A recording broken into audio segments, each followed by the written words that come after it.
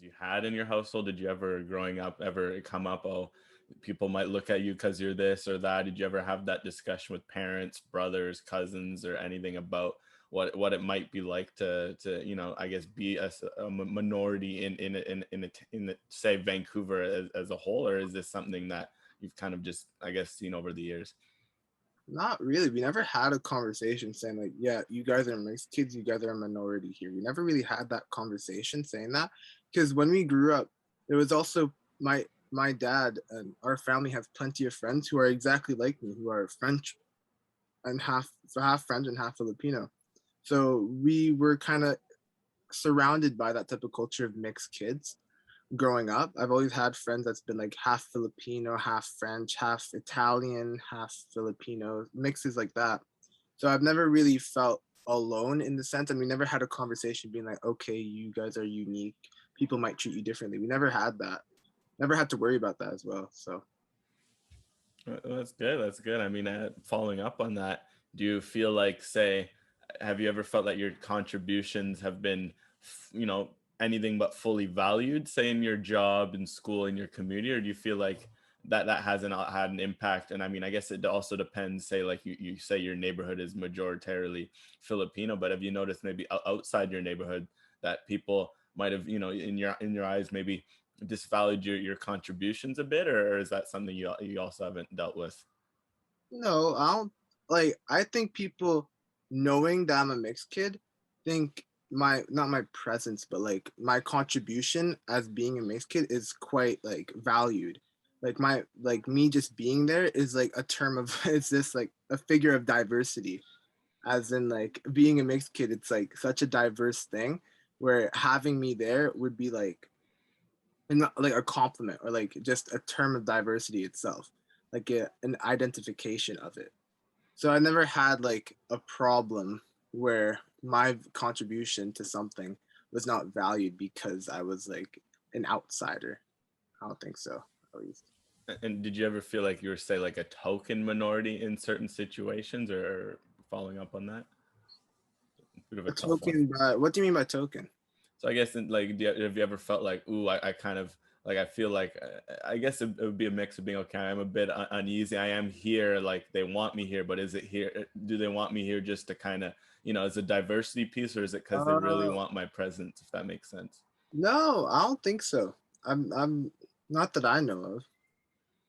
And then I guess following up nearing the end of the questions here, from what you've heard, and does not necessarily have to be your own experience, but also from other people you've talked to, what do you feel like racism looks like in the Lower Mainland? Because it's certainly an interesting question. It's not, say, as pronounced as it might be in certain communities or in certain countries or cities and whatnot, but it's certainly there. So, from what your experience, how would you describe racism in Vancouver and Lower Mainland? I would describe it subtle. It is very subtle. Like people, the racism here isn't straightforward, isn't as direct as other communities. Like here, they would talk behind your back and say racist comments behind your back if they don't like you. They're not going to say it to your face. At least I haven't seen it. I've had one occasion where I've seen this white dude scream at some Asian woman about their culture in the bus. That was like one unique time where I actually saw it straight face to face. But I've seen plenty of times people saying backhanded compliments, saying racist stuff behind the person's back after the encounter or whatever. So I would find it as I would see it as subtle and also as like behind their back. That's what I And then would.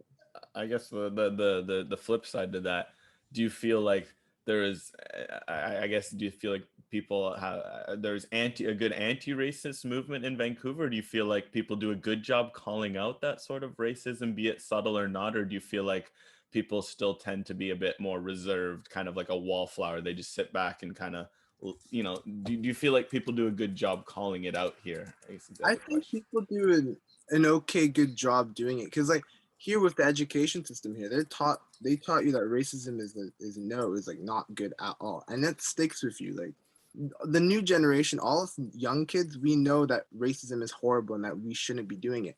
So I see it as more of an older generation thing, but the younger people who are now like you guys have a voice. You guys are proper adults now. I am too, at least now. But so we all can say something, and we all mostly do. I see most of the time us speaking out, not only on social media but in real life as well, with petitions and all that. I see that quite a bit, and they speak out about it. They're not afraid to call out people for saying that. So And then I guess just a few more for me. One for me here. How would you say define allyship for those, say, people who want to help minority communities be an ally, help, be someone that people can rely on. For you, how would that look in terms of, say, okay, you want a friend who's maybe not sure how to help out and be a good ally. What would you expect of them? How would you describe that? I would just describe them as accepting and open, just open to everything. Well, not open to everything, but open to almost every culture they can. Open and don't judge, not judgmental, at least not in a serious way, and just be open and free about it, and let other people speak, express themselves. Like, I'm not asking much if you want to be an ally, really. Just gotta express yourself and be kind, really.